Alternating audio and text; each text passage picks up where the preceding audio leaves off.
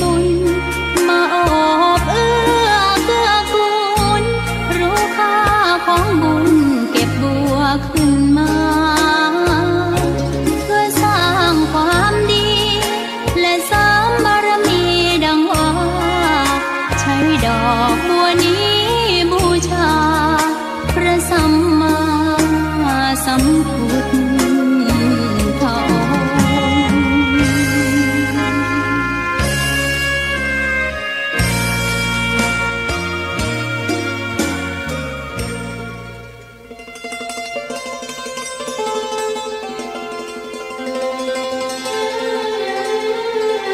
ขอนอบน้อมต่อพระรัตนตรัยแก้วเจ้าสามประการน้อมเอาคุณพระพุทธเจ้าคุณพระธรรมเจ้าคุณพระสังฆเจ้าคุณพระอรหันตเจ้าอริยสงฆ์เจ้าจุตนจุองค์ได้เมตตาแผ่ปารมีมาเป็นนวโลกุตรธรรมปกเกล่าเกษาปกห่มรักษาครูบาอาจารย์พระมหาเถระพระเถรานุเถระเปื้อนสหธรรมิกสหพรหมจารีทุกรูปทุกคงปกห่มรักษาศรัทธาสาธุชนคนดีโยมป่อโยมแม่ต่างหลายติดตามรับฟังรายการเสียงธรรมยามดึกสารธรรมยามดึกตั้งสถานีวิทยุ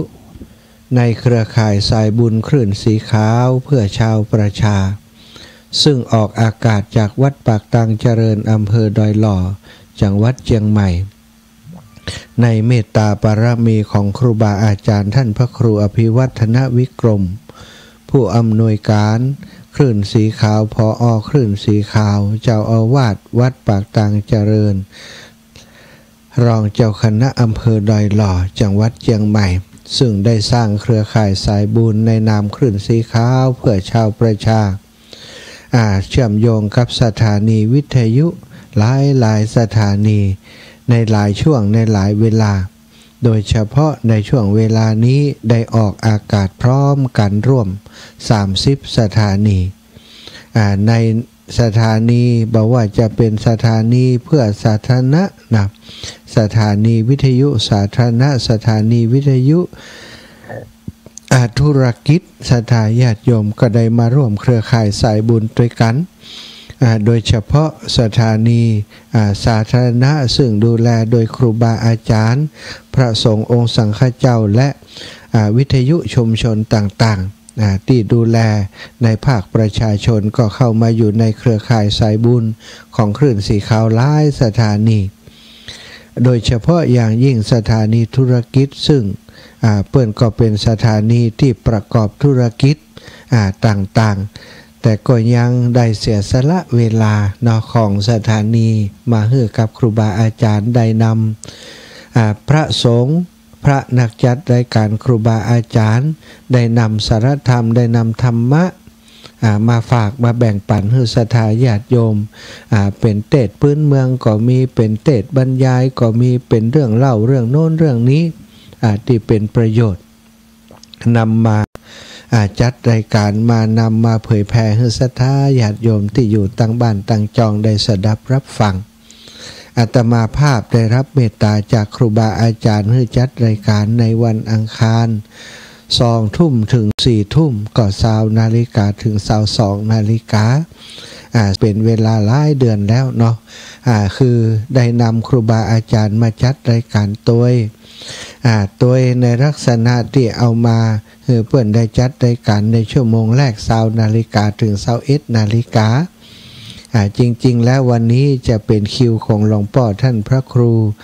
สุจินนันทกิจเจ้าคณะอำเภอสันติสุขวัดโป่งคำสมปานเจ้าวาดวัดโป่งคำจังหวัดน่านแต่ว่าวันนี้โทรหาหลวงพ่อแล้วเนาะอาจจะโทร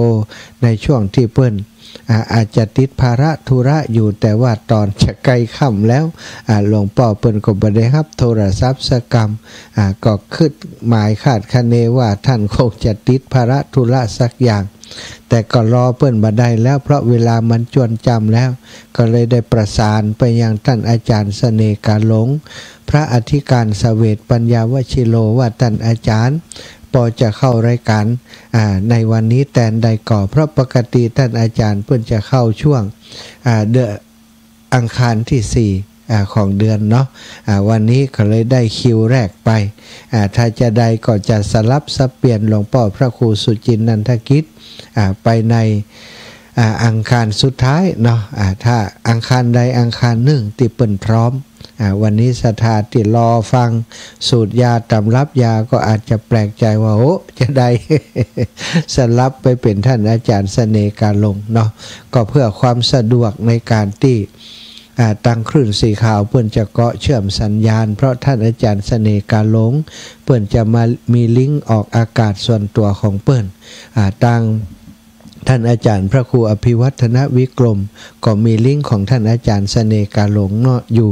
ก็เลยสะดวกในการที่จะเกาะสัญญาณโดยตรงเนาะศรัทธาอย่างที่ศรัทธาญาติโยมอีป่อยอีแม่ได้รับฟังไปแล้วนั้นก็ขอกราบในเมตตาขอบคุณท่านอาจารย์พระอธิการเสวตปัญญาวชิโลท่านอาจารย์เสน่ห์กาหลงที่ได้นำธรรมะสาระดีๆเป็นข้าวเป็น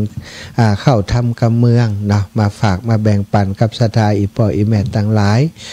อู้ถึงสถานีวิทยุนะที่เปิ่นเชื่อมสัญญาณลิงก์สัญญาณที่เป็นสถานีวิทยุธุรกิจก็โดยการนำของคุณโยมดารุณีผู้เป็นเศรษฐีใจบุญได้ทุนใจดีมอบเวลาของสถานีฮื้อบ่ใช่สถานีเดียว11-12สถานีเนาะที่เป็นมอบฮื้อกับครูบาอาจารย์คลื่นสีขาวฮื้อออกอากาศในช่วงเวลานี้หลายๆสถานีที่ศรัทธาญาติโยมฟังธรรมะอยู่ก็ได้รับฟังจากสถานีของเปิ้นหลายช่วงหลายเวลาก็ขออนุโมทนาในนามของครูบาอาจารย์และศรัทธาญาติโยมที่ฟังรายการทุกคนทุกท่านขออนุโมทนาในจิตใจอันประกอบด้วยความเสียสละนะแล้วก็เป็นผู้ที่มีปัญญามีวิสัยทัศน์ในการ แบ่งปันในการที่จะเปิดโอกาสให้คนทั้งหลายได้สดับรับฟังธรรมะในช่วงค่ำยามดึกและในหลายช่วงเวลาเสียสละรายได้ส่วนตัวมอบเวลาให้กับทางครูบาอาจารย์ได้นำมาจัดรายการธรรมะก็ขอให้คุณโยมและครอบครัวเจริญก้าวหน้าเจริญรุ่งเรืองในธุรกิจในหน้าที่การงานสุขภาพพลานามัยก็ขอให้ได้สมบูรณ์แข็งแรงทุกคนในครอบครัวของท่านเนาะแข็งแรงมีสุขภาพพลานามัยสมบูรณ์แข็งแรงตลอดไปอย่าได้มีโรคภัยไข้เจ็บมาเบียดเบียนแม้นว่าจะมีโรคภัยไข้เจ็บก็ขอให้รักสมรักษาให้ได้ปันหอมปันหายเนาะมีสุขภาพกายสุขภาพใจที่อยู่ดีมีสุขตลอดไปด้วยเถิดเอาซะศรัทธาญาติโยมมาพบปะกันวันนี้วันอังคารที่4เดือนพฤศจิกาศักราชพระพุทธาได้2568พระวรรษาวันนี้นำมาพบปะกันในช่วงของชั่วโมงที่21ถึง22นาฬิกาก่อนที่จะได้อุจาสารธรรมกับศรัทธาสาธุชนทุกทนทุกท่านก็ขอน้อมกราบไหว้สาขอแสดงความเคารพแสดงความนับถือต่อครูบาอาจารย์พระมหาเถระพระเถรานุเถระทุกรูปทุกองค์เปิ่นสหธรรมิกสหพรหมจารีที่มีคุณวุฒิวัยวุฒิสูงกว่าเก่ากับผมที่ได้รับฟังธรรมะอยู่ในเวลานี้เก่ากับผมบ่อาจบ่สามารถจะล่วงเกินว่าวันนี้ได้นำธรรมะมาสั่งมาสอนครูบาอาจารย์หรือว่าศรัทธาญาติโยมสิ่งที่ผมนำเสนอก็ขอเป็นเรื่องของการนำเรื่องราวต่างๆอันเป็นสาระมาฝากมาแบ่งปันสิ่งใดที่มันเป็นประโยชน์ก็ได้เมตตาได้เก็บเอาไว้นะไปเป็นเครื่องประดับนะความรู้ต่างๆของครูบาอาจารย์เพิ่มเติมสิ่งใดที่ครูบาอาจารย์จะพึงสงเคราะห์แนะนำเก่ากับผมยินดีที่จะรับคำแนะนำจากครูบาอาจารย์ทุกรูปทุกองค์นะครับเน้อนะแม่ลาโยนิดวันนี้มาเจ้าเหลือเปิ้นกะ เจริญปอนเจริญปอน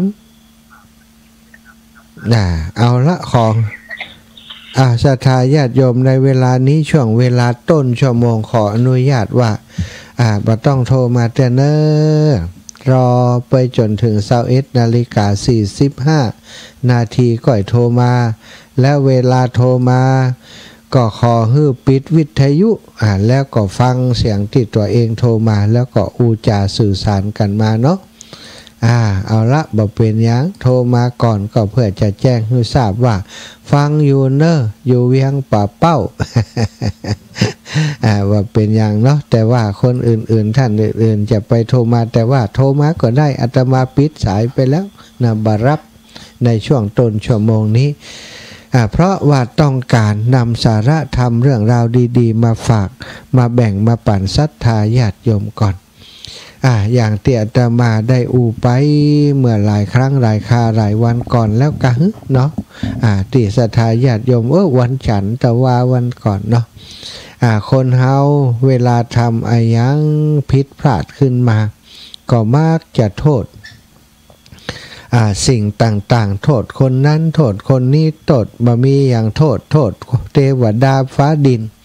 แต่บ่เคยโทษว่าเป็นความผิดของตัวเก่าซะท่าความผิดของคนอื่นนี่นะเล็กน้อยนะบางครั้งบางทีเต่าเส้นผมเส้นขนคนที่เปิ้นมองมาจากมุมมองของเปิ้นก็ว่าความผิดของคนนี้เท่ากับภูเขาเหล่ากาส่วนความผิดของตัวเองนะใหญ่เต่าภูเขาเหล่ากาก็บาหันว่าเป็นความผิดบาหันว่าเป็นความผิดหรือว่าหันเป็นความผิดก็เป็นความผิดเพียงเล็กน้อยนะประมาทพลั้งพลาดไป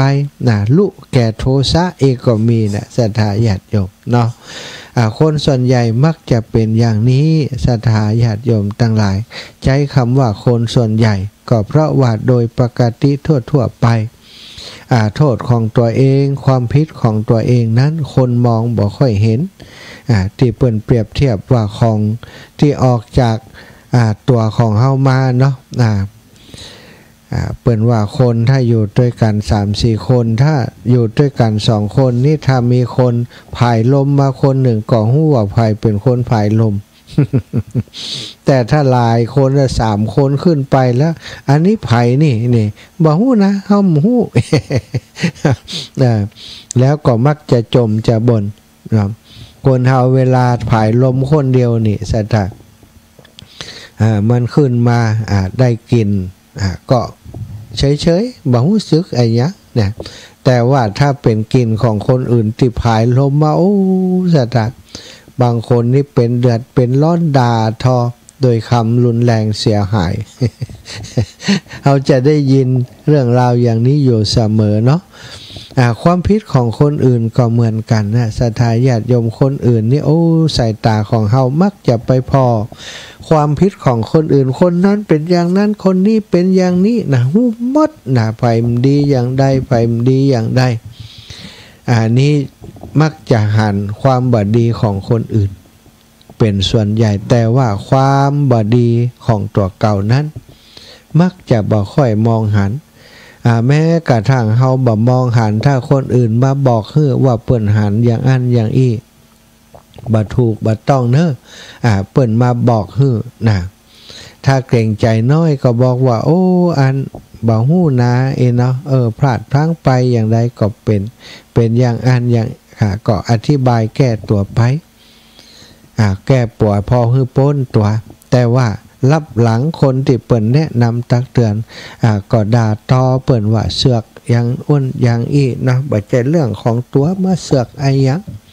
เปิ้นแนะนำพร่ำสอนอย่างดีแต่ว่าคนมักจะบ่ชอบใจซะท่าอันนี้แล้วก็เวลาทำอะไรอย่างผิดพลาดขึ้นมามักจะบ่โทษตัวเองโทษสิ่งโน้นสิ่งนี้นะโทษคนอื่นว่าทำให้ตัวเองเป็นเช่นนี้โทษคนอื่นทำให้ตัวเองเป็นเช่นนี้โทษคนนั้นคนนี้โทษสะปะสะเปดที่จะโทษได้แม้กระทั่งบ่มีอย่างจะโทษแล้วโทษดินฟ้าอากาศโทษเทวบุตรเทวดาโทษเจ้ากรรมนายเวรนะสัตว์ โทษผีสางนางไม้ก็มีอันนี้คือลักษณะของมนุษย์คนเฮาโดยทั่วไปคืนที่ผ่านมาอาตมาก็ได้อู้ถึงเรื่องกรรมและผลของกรรมกรรมและผลของกรรมสถากรรมดีก็ตามกรรมชั่วก็ตามบ่มีภัยจะทำให้ภัยได้เฮาจะได้ดีก็ด้วยการกระทำของเฮาจะได้บ่ดีนะหรือว่าได้ชั่วนั่นเองที่เปิ้นว่าก็ด้วยผลการกระทำของเฮาเช่นเดียวกันบ่มีภัยหรอกที่จะทำให้ภัยเป็นคนดีและบ่มีภัยหรอกที่จะทำให้ภัยเป็นคนบ่ดีโดยตัวของคนอื่นที่เฮาจะดีหรือบ่ดีนั้นส่วนใหญ่ก็เป็นเรื่องของตัวเฮาทั้งสิ้นสถาอันนี้เป็นเรื่องจริงเป็นสัจธรรมที่แท้จริงแต่คนส่วนใหญ่มักจะไปโทษโชคชะตาโทษวาสนาโทษการกระทำของผีสางนางไม้โทษไอ้อย่างสะปะสะเป็ดสถาบางคนโทษพ่อโทษแม่ถ้าพ่อแม่เฮาทรงห้ำทรงเฮียนเขาก็จะได้เป็นอย่างโน้นอย่างนี้นะถ้าพ่อแม่เฮาได้ฮื้อทรัพย์สินอย่างอันอย่างอีเฮาก็จะได้เป็นปเลี้ยงเอียงคำอย่างคนนั้นคนนี้ที่เปิ่นล่ำเปิ่นรวยเพราะพ่อแม่เปิ่นดูแลอุปถากอุปถัมภ์เปิ่นมีทุนเนี่ยสายปานเปิ่นยาวนะเฮานี่มันมีทุนพ่อแม่บ่มีพ่อแม่บ่สนับสนุนนะบางคนที่พรานไปหาเรื่องกระป๋อกับแม่ก็ดีสถาอีปล่อยอีแม่ทั้งหลายความจริงแล้วเป็นเรื่องที่บัดถูกต้องเป็นเรื่องที่บัดถูกต้องโดยประการทั้งปวงคนเฮาจะดีบ่ดีอยู่ที่ตัวเฮาต่างหากคนร่ำคนรวยหลายๆคนเปิ่นก็มาจากยากจกอยากจนคนอยากจนเข็นใจแต่เปิ่นต่อสู้ชีวิตบ่ย่อท้อต่อการดำเนินชีวิตต่างๆเปิ่นอยากจนเปิ่นก็ขยันหมั่นเพียรขวนขวายเปิ่นบ่มีความรู้เปิ่นก็ขวนขวายที่จะศึกษาห้ำเฮียนความรู้ต่างๆมาเพื่อจะประดับสติปัญญามาประกอบอาชีพของตนเองหลายๆคนที่เราได้ฟังในตำนานของเศรษฐีหลายๆคนซะนะเป็นลูกของคนจนเป็นลูกของชาวไร่ชาวนาแต่เปิ้นบ่จำนนแต่โชคชะตาที่เกิดมาเป็นชาวไร่ชาวนามีความใฝ่ดีสมัยก่อนนี้คนทุกคนจนที่อยู่ตามบ้านนอกคอกนาบ่มีตังห้ำตังเฮียนซะนะมาบวชเฮียนบวชเข้ามาเฮียนในหัวในเวียงมาอาศัยอยู่กับวัดวาอารามต่างๆในหัวในเวียงบางคนมาเฮียนกศนศูนย์การศึกษานอกโรงเรียนการศึกษาผู้ใหญ่จบม.6 แล้วไปต่อปริญญาตอนที่จบม.6 เฮียนม.6 นี้อาจจะเป็นพระสงฆ์สามเณรพระเถรเนนน้อยพอสอบเข้าระดับปริญญาได้ก็ซึกไปห่ำไปเฮียนบางคนสมัยเมื่อ20 กว่าปีที่ผ่านมาจะหันว่ามีคนที่ศึกขาลาเพศไปได้เป็นครูบาอาจารย์ไปสอบเป็นครูบาอาจารย์เป็นครูบาอาจารย์ก็มีเป็นทหารเป็นตำรวจก็มีแต่ว่าย้อนไปตั้งหลังบ่น่าจะเป็นไปได้เพราะอะไรอย่างเพราะว่าครอบครัวเปิ้นเป็นครอบครัวที่ยากจนพ่อแม่เปิ้นบางคนบ่มีนารับจ้างทำไร่ไถนาเปิ้นบ่มีปัญญาหรอกที่จะส่งลูกแต่ลูกของเปิ้นไฟดีไปห้ำไปเฮียนอย่างที่ว่าเนี่ยบ่มีตังก็ไปบวชเฮียนฝากเนื้อฝากตัวกับครูบาอาจารย์พระสงฆ์องค์สังฆเจ้าไปรับใจครูบาอาจารย์อยู่ในหัวในเวียงได้ห้ำได้เฮียนพอได้ห้ำได้เฮียนแล้วก็เอาความรู้ที่ห้ำที่เฮียนมาไปทำการทำงานไปประกอบอาชีพเป็นข้าราชการเป็นทหารเป็นตำรวจเป็นครูบาอาจารย์ต่างๆและหน่วยงานต่างๆอาตมามีความรู้จักมีความคุ้นเคยกับครูบาอาจารย์หลายรูปที่อดีตเป็นปนาน อดีตเป็นทุเจ้าซึกไปเป็นปนานแล้วก็ไปเป็นครูบาอาจารย์สอนตามโรงเรียนต่าง นะในสมัยช่วงหนึ่งปัจจุบันนี้นะศรัทธาญาติโยมการศึกษาของพระสงฆ์องค์สังฆเจ้าก็ก้าวไกลไปกว่านั้นมีวิทยาลัยสงฆ์เกิดขึ้นกับเกือบทั่วทุกจังหวัดวิทยาลัยสงฆ์มหามกุฏราชวิทยาลัยจุฬาลงกรณราชวิทยาลัยพระสงฆ์องค์สังฆเจ้าบัดเดียวจบด็อกเตอร์เยอะสถานแล้วก็ใช้ความรู้ให้เป็นประโยชน์บางคนก็สอนมหาลัยดังๆนะบางคนศึกษาลาภเพศไปมีความรู้ติดตัวมาเยอะต่างบาลีต่างนักธรรมต่างโลกก็มีความรู้เยอะเพิ่นก็ไปเป็นครูบาอาจารย์ตามมหาวิทยาลัยต่างๆเป็นที่ต้องการของบุคลากรต่างวิทยาลัยจากการที่เปิ้นเป็นคนยากจนเป็นคนที่แทบบ่มีต้นทุนทางสังคมอะไรอย่างเลยก็สามารถก้าวไปสู่การเป็นครูบาอาจารย์เป็นข้าราชการได้ด้วยตัวของเปิ้นเองด้วยตัวของเปิ้นเองเปิ้นบ่โทษโชคชะตาบ่โทษพ่อโทษแม่แสวงหาโอกาสด้วยตัวเองเด็กๆในสมัยปัจจุบันนี้ก็หันหลายคนที่พ่อแม่ยากจนเป็นผู้ใช้แรงงานเป็นอะไรอย่างต่างๆสถานที่ทำงานค่อนข้างจะลำบากเป็นคนที่ยากจนแทบจะบ่มีโอกาสที่จะได้ส่งลูกส่งเต้าให้ได้ทำงานดีๆได้ให้มีความรู้สูงแต่ว่าเด็กๆเหล่านั้นคนทั้งหลายเหล่านั้นเป็นคนที่มีความคิดที่ดีงามคิดว่าที่พ่อแม่บ่มีเงินส่งเฮาเพราะว่าเปิ้นเป็นคนยากจนเฮาบ่อยากให้พ่อแม่ลำบากบ่อยากให้การเรียนเป็นภาระของเปิ้นหลายๆคนเรียนไปโดยทำงานไปโดยทำงานเรียนทำงานกลางวันกลางคืนไปเรียนกลางคืนไปทำงานกลางวันไปเรียนมีนักศรัทธาญาติโยมที่ประสบความสำเร็จมีอัยการบางคนมีทนายบางคนอดีตเก่าเดิมมานั้นเป็นรปภทำงานตามห้างทำงานตามหมู่บ้านต่างๆเอาเวลาทำงานนั้นมาห่ำมาเฮียนพ่องแล้วก็เอาเวลานอกจากงานไปห่ำไปเฮียนพ่องแล้วแต่เปิ้นแต่ว่าสุดท้ายก็จบสถาเป็นทนายเป็นผู้พิพากษาเป็นทหารเป็นตำรวจบางคนก็เป็นนายร้อยนายพันก็มีจากการที่เปิ้นพยายามโดยตัวเองนี่สถาจะไปโทษไผเนาะคนที่ไปโทษคนนั้นคนนี้นั้นก็ได้แต่โทษเปิ้นไปอยู่อย่างนั้นบ่เกิดประโยชน์อย่างกับตัวเองส่วนคนที่เปิ้นบ่โทษโชคชะตาบ่โทษคนนั้นคนนี้จะดีบ่ดีโทษตัวเก่าคนเดียวติดตัวเองเป็นอย่างอีเพราะเฮาบ่ได้ทำอย่างนั้นถ้าเฮาบ่ที่เฮาบ่ได้เป็นอย่างเปิ้นเพราะเฮาบ่ทำอย่างเปิ้น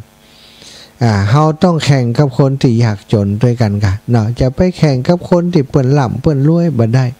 แต่จริงๆแล้วบ่ควรแข่งแม้กระทั่งคนยากจนด้วยกันก็บ่ควรแข่งกับตัวเองว่าตอนนี้ตัวเองตัวของเฮานี่ขยันหรือยังว่าตอนนี้ตัวของเฮานี้รู้ตัวของเฮาดีแล้วยังเฮาได้มีความพยายามถึงที่สุดแล้วหรือยังในการประกอบอาชีพในการห้ามการเฮียนอะไรอย่างต่างๆนะโดยเฉพาะอีปออีแม่ต่างหลายก้าวข้ามก้าวผ่านเรื่องการทำงานมาเป็นผู้สูงวัยอย่างปัจจุบันนี้หลายๆคนเนาะก็ยังมีครอบครัวที่ลำบากอยู่หรือว่ามีลูกมีหลานที่ลำบากบ่ได้สุขสบายเหมือนกับคุณย่าคุณยายบ้านอื่นติดลูกหลานเพิ่นได้ทำการทำงานดีบางคนศรัทธาญาติโยมก็เอาละแทนที่จะโทษตัวเก่าที่บ่ดูแลลูกหลานให้ดีบ่ได้ส่งเสียลูกหลานบ่ได้สอนลูกหลานให้มีความขยันหมั่นเพียรเหมือนกับคนเหมือนกับครอบครัวอื่นที่ลูกหลานประสบความสำเร็จแต่จะไปโทษว่าลูกหลานบ่เอาไหนบ่เหมือนลูกหลานเปิ้นพอลูกหลานเปิ้นเปิ้นได้ดิบได้ดีเปิ้นขยันอย่างโน้นอย่างนี้หมู่สู่เขานี่มันบ่ได้เรื่องมันบ่เอาเรื่อง มันบ่เอาดีเอาแต่เพี้ย เพี้ยก็คือของที่เปิ้นจะเอากับลาบเนาะสถานเนาะเครื่องในสัตว์เพี้ยนะบ่เอาดีมันของอร่อยเนาะไปเอาเพี้ยไปเหี่ยอีเป็นต้นมักจะไปโทษโชคชะตาอย่างอื่นเรื่องอื่นเรื่องการปฏิบัติธรรมก็เหมือนกันศรัทธาญาติโยมที่มันได้ไปวัดไปวาก็ยังเอี้ยกะเลี้ยงลูกเลี้ยงหลานเต้าถึงป้นบ่พ่อเฮือเขาก็มีไผพ่อนี่ความจริงศรัทธาญาติโยมเรื่องราวต่างๆเนี่ยมันบ่ใจว่าโอ้เวลาที่เลี้ยงลูกเลี้ยงหลานดูแลลูกหลานบางครั้งบางทีพ่อแม่เขาก็อยู่พ่อแม่เขาก็ดูแลอยู่แต่เฮาเองที่พยายามที่จะบ่ไปตรงโน้นบ่ไปตรงนี้อยู่ที่บ้านมันก็ต้องพอลูกพอหลานเป็นธรรมดาแหละเนาะแต่เฮาก็มักจะเอาไปเป็นข้ออ้างว่าเพราะอย่างนี้แหละเฮาถึงบ่ได้ไปทำบุญจริงๆแล้วถ้ามองโดยความยุติธรรมพอโดยความเป็นจริงก็อยู่ที่ตัวเฮานั่นแหละเฮาบ่ขวนขวายเฮาพยายามจะไปรับภาระมันก็เป็นภาระแต่มันก็มีบางกรณีมันก็จำเป็นจริงๆศรัทธาแม้จะจำเป็นจริงๆมันก็บ่ได้หมายความว่าเฮาจะปฏิบัติตัวบ่ได้ปฏิบัติธรรมบ่ได้ขณะที่ดูแลลูกหลานก็ยังปฏิบัติธรรมได้ยังมีโอกาสไปทำบุญได้เพราะมันบ่ใจว่าจะต้อง24ชั่วโมงอยู่อย่างนั้นแต่คนที่หาเหตุก็มักจะเอาอ้างเป็นเหตุว่าเพราะอย่างนี้ตัวเองจึงบ่ได้ไปทำบุญสุนทรทานบ่ได้ไปกินไปทานกับเปิ้นที่อื่นอย่างนี้นะศรัทธาวันนี้จึงได้นำเรื่องเนี้ยเรื่องของกรรมนะกรรมและการกระทำของคนเฮามามาจาเมื่อมีอย่างเกิดขึ้นกับตัวเองถ้าเป็นเรื่องร้ายเรื่องเสียแล้วคนเฮาก็มักจะโทษสิ่งอื่นสิ่งภายนอกจากตัวของตัวฮือวุ่นวายไปหมดนะศรัทธาน้อยคน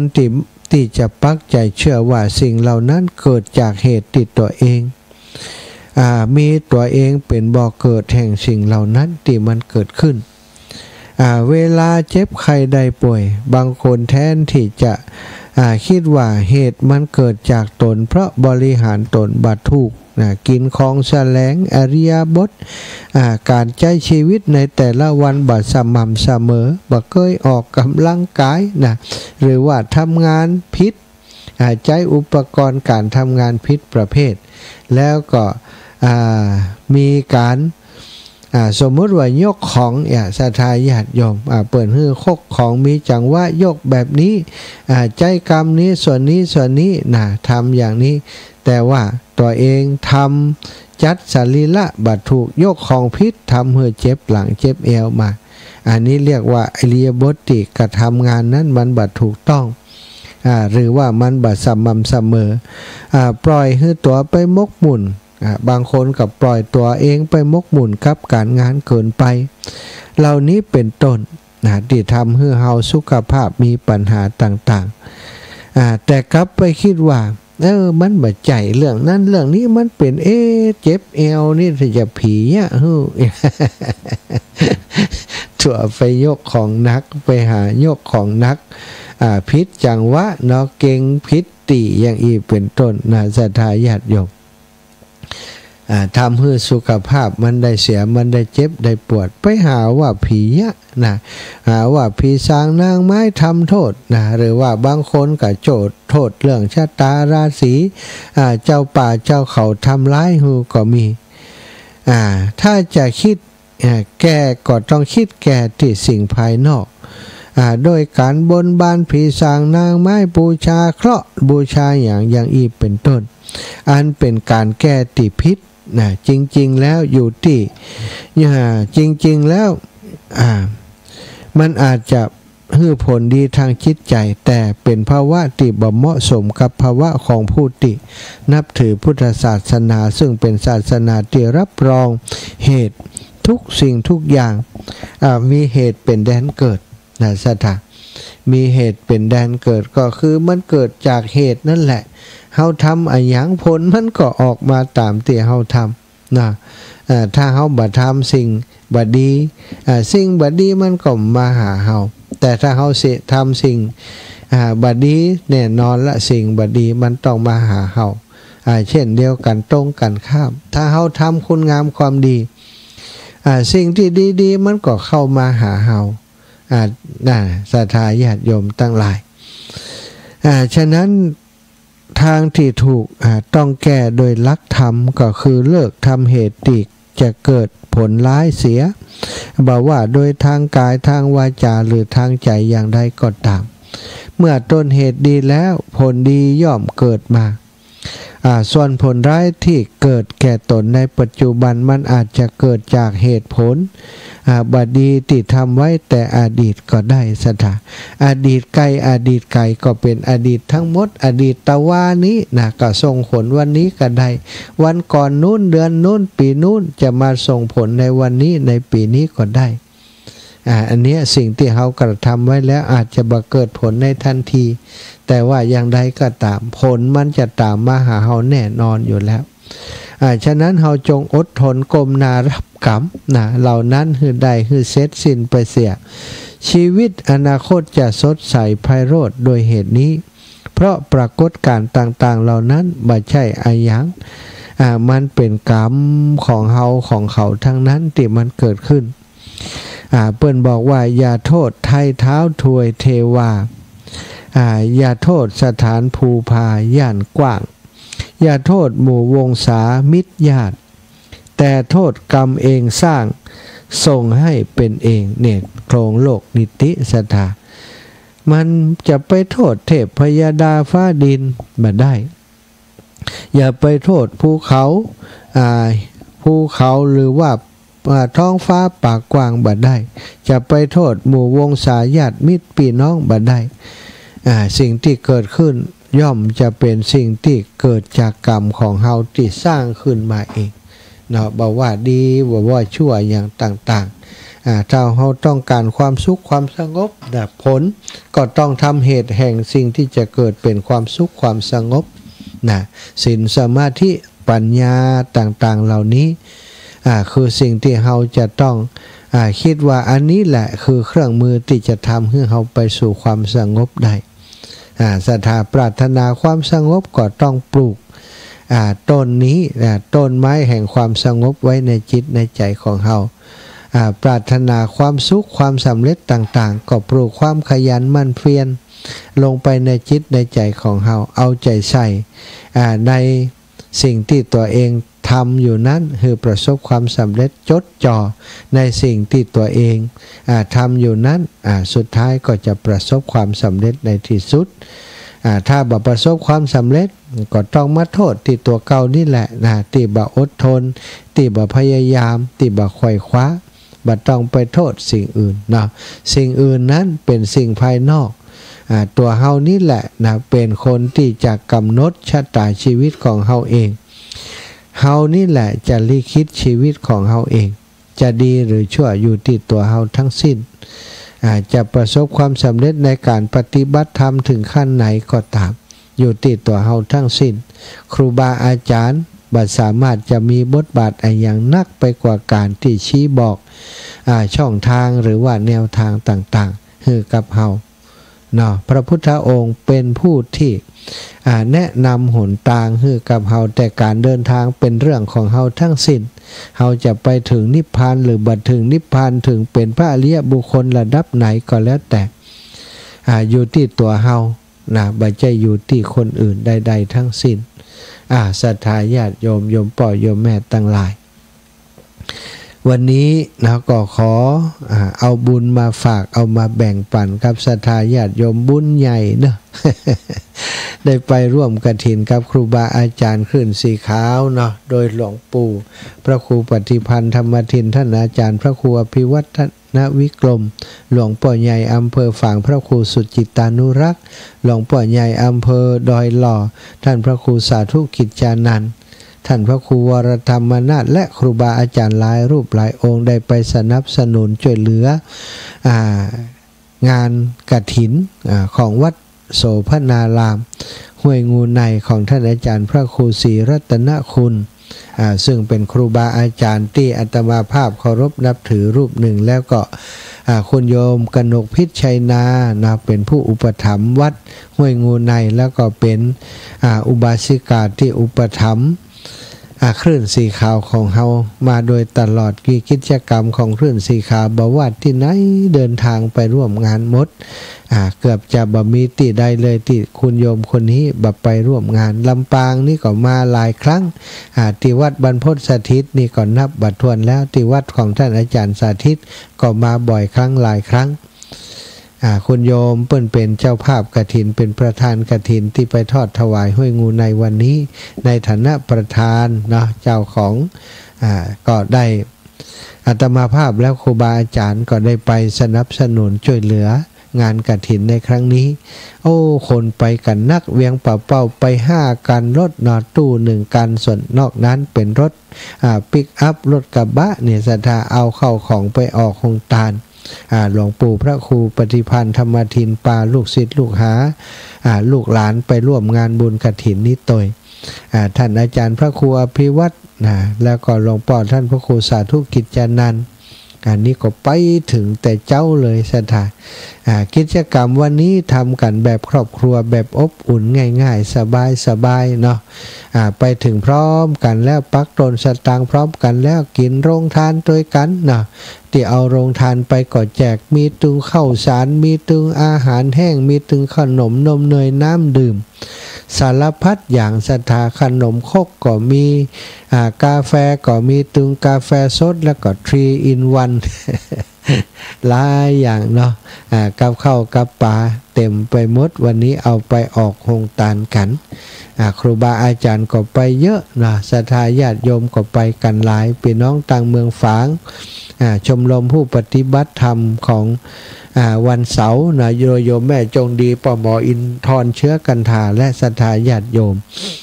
ที่เป็นสมาชิกของชมรมปฏิบัติธรรมวันเสาร์ก็ปากันไป1กันรถเหลืองของเปิ้นนั่นนะเอาของทานไปช่วยกันทำขนมครกก็มีกาแฟเครื่องดื่มต่างๆมีครบนะศรัทธาก็ต้องขอบคุณนะกับศรัทธาสาธุชนทุกคนทุกท่านที่ไปร่วมบุญกับครูบาอาจารย์ท่านพระครูศรีรัตนคุณและก็คุณโยมกนกพิชัยนาในวันนี้เนาะบุญกุศลครั้งนี้ก็จะทรงยุหือหมู่เฮาท่านเจ้าทั้งหลายมีความสุขมีความเจริญพี่น้องที่ฟังอยู่ต่างบ้านก็ได้ความสุขความเจริญด้วยกันเนอะเสร็จสิ้นภาระธุระที่หันก็ได้ไปปาศรัทธาญาติโยมไปแอวอีกหลายที่เนาะหลังจากวันก่อนก็ไปแอวกันส่วนหนึ่งป้าเปิ่นไปแล้วก็อยากให้เปิ่นได้หันอย่างที่เฮาเคยหันเคยประทับใจเนาะปาญาติโยมเปิ่นไปแอว 2-3 ที่แล้วก็เดินทางกลับมาถึงลำปางตะกี้นี่ศรัทธาญาติโยมก็ถึงลำปาง21 นาฬิกาพอดีแหละเนาะก็ได้มาเปิดเครื่องตันได้ออกอากาศออกรายการส่งมาให้ศรัทธาญาติโยมฟังอยู่นี้เนาะก่อนที่อาตมาจะเปิดสายก็ขออนุญาตประชาสัมพันธ์งานในวันพรุ่งนี้วันสุดท้ายวันลอยกระทงลอยกระทงวันพรุ่งนี้เนอะศรัทธาญาติโยมไปร่วมบุญกันที่อาตมาภาพเนาะจะไปร่วมบุญกฐินที่วัดบ้านฟ่อนเนาะเปิ่นจะตานกฐินวันพรุ่งนี้ประมาณสัก10 โมงครึ่งก็จะไปถึงสัก9 โมงเนาะจะได้พบปะครูบาอาจารย์แล้วก็จะได้ไปร่วมพิธีกับเปิ้นเสร็จจากนั้นก็จะไปอีกที่หนึ่งก็คือวัดน้ำโจญาติโยมต่างน้ำโจบางคนฟังรายการอยากจะหันท่านอาจารย์โยมแม่พลอยเนาะโยมแม่พลอยโยมน้องสมควรใจน้อยโยมญาติโยมต่างปุ้นก็ฟังกันหลายพรุ่งนี้ก็จะได้ปะกันในช่วงขวายน้อยเนาะประมาณ10 โมงปลายเนาะอาจจะไปถึงปุ้นนะอาจจะไปบัดตันแห่ก็เปิดเห็นละก้าเนาะเพราะมัน2 ตีสวะจังใดก็บ่ได้เวลาก็ใกล้เคียงกันเวลาเดียวกันเหี้ยแต่จะพยายามไปถึง2 ตีให้เรียบร้อยจะได้ไปหายไปหอมเบิ่นด้วยเนาะ ตั้งน้ำโจนี้เปิ่นบ่มีซองเนาะศรัทธาแต่ว่าเป็นกฐินสามัคคีในรูปแบบที่เป็นกฐินโจรนะก็คือด่วนเนาะไปป่นเอาบุญกันพรุ่งนี้ศรัทธาญาติโยมไปด้วยกันเนอะไปแอวกฐินวันสุดท้ายด้วยกันบางคนก็โอ้อีแม่บ่ได้ไปอีแม่ไปอันเดือนนี้เปงวัดนะกะก็ว่ากันไปเตอะเนาะถามอัธยาศัยใครจะไปด้วยกันก็ยกมือขึ้นตามไปเนอะวัดบ้านฟ่อนแล้วก็วัดน้ำโจอำเภอแม่ทะพรุ่งนี้เจอกันวัดบ้านฟ่อนนี้ตำบลชมพูอำเภอเมืองจังหวัดลำปางเนาะส่วนวัดน้ำโจนี้ก็อำเภอแม่ทะจังหวัดลำปางบะไก่เนาะสถานวัดน้ำโจนี้บะไก่หลังวิทยาลัยสงฆ์นครลำปางไปทางเส้นทางได้ก็ได้เส้นทางเชื่อมได้หลายเส้นพรุ่งนี้ปะกันเนอะวันพรุ่งนี้เป็นวันเกิดของอาตมาภาพเนาะแต่ว่าบัดได้ทำพิธีบัดได้ทำบุญอย่างในวันพรุ่งนี้ก็อย่างที่บอกเนาะงานมันมีหลายอย่างหลายงานแล้วครูบาอาจารย์ก็บ่ว่างที่จะมาร่วมเป็นส่งพิธีฮื้อนะก็เลยเลื่อนไปในวันที่9เดือนวันพุธวันฮื้อนี่ค่ะเนาะวันนี้วันที่4พรุ่งที่5วันที่9เนาะจะครูบาอาจารย์ก็จะได้เมตตามาเจริญพระพุทธมนต์อายุวัฒนะมงคลฮือติวัดบรรพตสถิติกุติสิริธรรมวิพัฒน์อนุสรณ์ศรัทธาญาติโยมก็จะมาช่วยกันห้างดาในวันที่8ก็เจริญพรยินดีต้อนรับทุกคนทุกท่านเนอะวันที่9นอกจากสืบชะตาแล้วเนาะเจริญพุทธมนต์แล้วก็จะมีการยกปกเสาเอกนะจะสร้างห้องครัวสำหรับผู้มาปฏิบัติธรรมที่วัดได้ใจประโยชน์ศรัทธาญาติโยมไผติบัติอันยังแบ่งปันเวลามาได้ก็เรียนเชิญเจริญพรเนอะได้มาร่วมบุญด้วย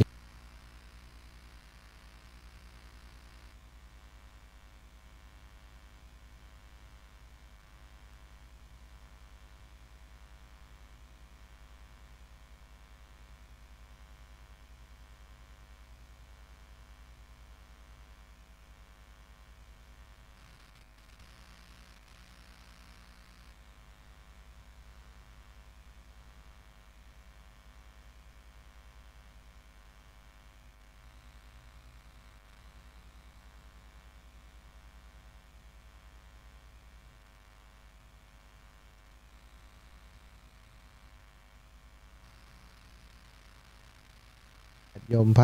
ติบัติอันยังป้ากันก่อนจะกลับก็ยังได้ของฝากหลายอย่างจากศรัทธาญาติโยมขอบคุณเป็นอย่างสูงตอนนี้ฝนตกนะฝนตกโอ้โหปิดโทรศัพท์ไว้ ปิดโทรศัพท์ไว้นะขอบคุณในเมตตาหลวงปู่ว่าเสียงชัดเจนดีวันนี้นะโอ้หลวงปู่นี่เป็นกำลังใจเนาะได้เดินทางไปร่วมงานในวันนี้นะไปเป็นกำลังใจให้ครูบาอาจารย์ในนามของคลื่นสีขาวเพื่อชาวประชาของเราเองที่ไปวัดห้วยงูในหลวงปู่ถ้าจะมาถึงตะซักตอนหัวค่ำเนาะเปิ่นบ่ได้แวะแอวในนักอาตมาแวะแอวหลายที่0808844173โทรได้แล้วเนอะ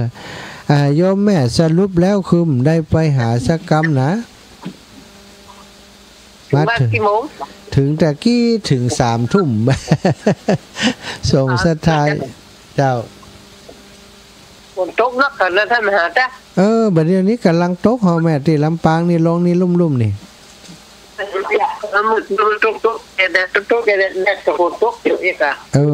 เจ้าของอีแม่กระตกเนาะวันนี้เจ้าไอ้วันที่พวกมันมามีไผมาฮับด้วยนะเจ้าแม่จงดีแม่ชนะเปิ่นก็มาจากทางพุ่นเนาะมันได้มาฮับแม่เนาะก็หอมแม่จงดีน่ะก็หอมกาแฟตัวพ่อหอมมันกันต้นตีหลวงพ่อตัวเจ้าตัวเจ้าตัวบุญตัวแม่จงดีตัวอ่ะกะหอมต้นหอมเนี่ยเจ้าอีแม่โทรศัพท์จะมันลาจำหายไปเช็ดเดียวเนี่ยเอาสาธุแม่เนอะกำลังใจแน่ท่านมหาเนอะสาธุขอบคุณแม่บัวพัฒน์กุรันเนาะแม่สุกแก้วสอนศรีนุสร เจ้ากับไว้สาเด้อเจ้าท่านพระมหาเจ้า เจ้าแม่ วันนี้ไปทำบุญห้วยงูหน่อยเนาะ เจ้าแม่ เจ้าแม่ทุกเที่ยวก็ร่วมบุญไปโดยโอนปัจจัยไปให้หลวงพ่อเมืองฝางนะ โอ้ดีกะจ้า เจ้าโอนไปหาท่านพระมหาแล้วก็โอนไปหาหลวงพ่อเมืองฝางโดย หลวงพ่อก็ไปเป็นประธานใหญ่เอาต้นปัจจัยต้นสตางค์ไปต้นจัดใหญ่เนอะ เจ้าอนุโมทนาบุญโดยเด้อ เจ้าเอแม่ เจ้า ลำปัง ไปสาชัดเจนดีเด้อ สาธุเจ้า สาธุเจ้า เจริญพร0440 นมัสการครับ โอ้แฟนฟันปลอม ครับ แฟนฟันปลอม โอ้ท่านเทศนี่ม่วนขนาดเลยเนาะออกรายการนี้แล้วม่วนเลยเนาะ หม่วนได้กะขอบคุณกะได้จะได้ปะกัน เนื่องในวันเกิด ผมขออวยพรให้ท่าน มีสุขภาพที่แข็งแรงร่ำรวยนะครับ สาธุแข็งแรงเพราะรวยทำรวย โอ้ครับ จุเจ้ารวยบ่ได้ กระถินก็หมดไปแล้วครับเนาะเทศกาลกระถินก็หมดไปแล้วครับเนาะ สาธุจ้า โทร ขอบ มา คุณโทรมาให้กำลังใจบ่ได้ป้อนั้นประเสริฐนาน้อย ไว้สาครับลูกว่าจ๋า เอ้ คนผู้คนเกิดลูกน้อ จ้าป้อ ไปช่วยเขาขอให้ลูกเนื้อปอดจะได้ทำพิธีปุจจาเตรียมถือจะตายให้ลูกไปส่งไปให้เนื้อครับให้ดีมีชุกอายุวันยืนยาวนะครับ ขอบคุณป้อนักเน้อ เป็นลูกคนลมใสแกปองออกแก เป็น ต่อก ำ ไป ลัง ได้ ใจ ลูกลูกปอเป็นห่วงปอได้ทำกิจกรรมก็ขอมีอายุวันยืนยาวไรแสวขอบเข้าภาษาที่กับกินกับตันเป็นนั้นนั่นแต่ดีแต่ครับ สาธุโอ้ได้ปอนปนานประเสริฐละปอนใหญ่ปอนหลวงแม่อุ้ยอินแม่สาบเสมิง ไหว้สาเจ้าท่านอารมณ์ดี เจ้าแม่ มันเกิดวันพรุ่งนี้ก็ให้มีสุขภาพแข็งแรงเนอะ เจ้าแม่ ธรรมะกำถาอันใดก็ให้สมดังกรรมมุ่งมั่นปรารถนาเจริญก้าวหน้า อายุมั่นขวัญยืน130เนอะธรรมะแต่ศรัทธานี่ก่อนถึงมีบุญเสียงสุดยอดละ เอาเนาะ130พุ่นกะ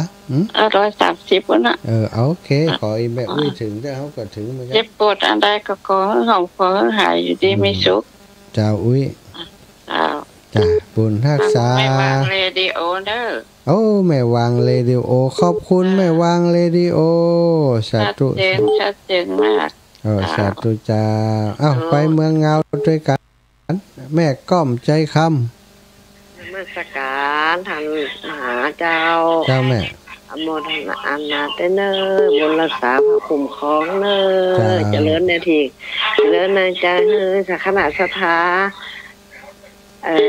ปฏิบัติธรรมอย่างกระขอให้เจริญเนอร์ทันเนอร์ สาธุสาธุพี่น้องต่างแม่สายว่ายังใดพ่องเจริญปอนพี่น้องเมืองน่านก่อนเนอ วันเกิดขอให้อยู่สุขภาพแข็งแรงเนอะเจ้า อีแม่ ขอให้อยู่อายุยืนเหมือนนานขอให้เป็นลมโพลมใจของออกชะตาเนอะขอบคุณ ขอหมดโศกหมดโลกหมดไฟเจ็บมันเป็นอย่างนะสุขภาพแข็งแรงเนี่ยมาอวยพรมาได้เลยเจ้าสวัสดีเจ้าวันนี้เจ้าไปโรงเรียนนะเจ้าไปร้อยกระทงนะเจ้าน่ะกำนอนทำเดียวผมเป็นเรียนก็ยังบอกผู้ใหญ่เลยที่เจ้าลูกกันขอบคุณครับลูกเบาลูกสาวน้อยขอบคุณครับนะจ้าจ้าขอบคุณนะโยมแม่ขอบคุณหลาน วันนี้รับดึกอัน ไปงานกระทงมางานบุญให้มาเนี่ยดีแล้วดีใจได้อูกับหลานผมยังบอกว่าผมต้องเอากับลุงไปชวนครูก็ผมก็ยังไม่มั่นใจเลยครับลูกขอบคุณนะลูกนะบุญรักษาบุญรักษาตึงปีตึงน้องบุญรักษาตึงปีตึงน้องขอบคุณนักเจริญปอนโยมแม่ลัดดาอากาเรือน กลับไปศาลเจ้าวันนี้วันเกิดกับเจ้าวันผูกมาเจ้าเบิร์ธเดย์เนอเจ้าแม่วันผูกก่อนเนอไอคืออายุมันขวัญยืนเจ้าเมื่อวานแม่นอนฟังพอบอกเรื่องลูกสาวโทรมาพอดีจะอยู่กับเปิดโดยสาธุนะแม่นะบุญรักษาแล้วก็อย่างก็วันที่อย่างก็วันที่9จะทำบุญสืบชะตาเห็นน้อยวันที่9จ้ะเจ้าแม่แล้ววันนั้นที่แม่โอนไปแม่ก็จะได้บอกนะมันถ้าส่งสลิปไปมันถึงหูเนาะเจ้าแม่มันถึงหูเข้ามาแล้วเนาะจ้ะอายุมันขวัญยืนเลยสาธุเอ้าไปเวียงป่าเป่าก่อนเนอะเจริญพรแม่ย่านางคำอ้ายเจ้าไปสาธุเจ้าแม่อยู่ไหนอยู่วัดบ้านพ่อทางไหนคะวัดบ้านพ่อแล้วกายหน้าบ้านนั่นละไปด้วยกันหลายเจ้าจะซื้อตาขอมีอายุมันยืนยาวเจริญในศีลในธรรมเนอะเจ้าแม่เจ้า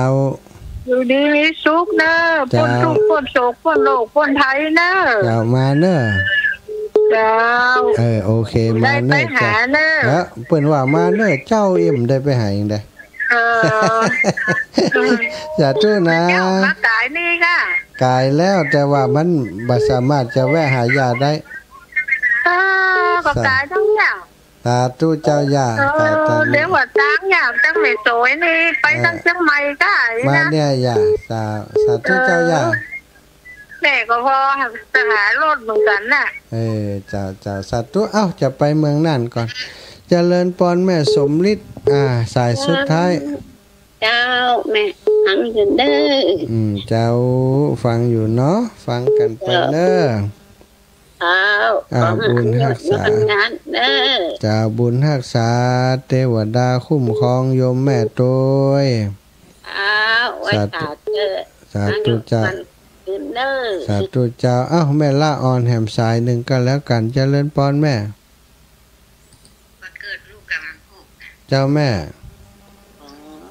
เปิดวันพุธแฮปปี้เบิร์ธเดย์ขอให้ลูกอยู่ดีมีสุขเด้ออยู่วันยาวไปเจ็บไปเป็นสอนตลอดปีของดูสุขสบายจุ่มเนี้ยเย็นใจคิดสิ่งใดก็ขอให้สมปรารถนาเจ้าหมดเว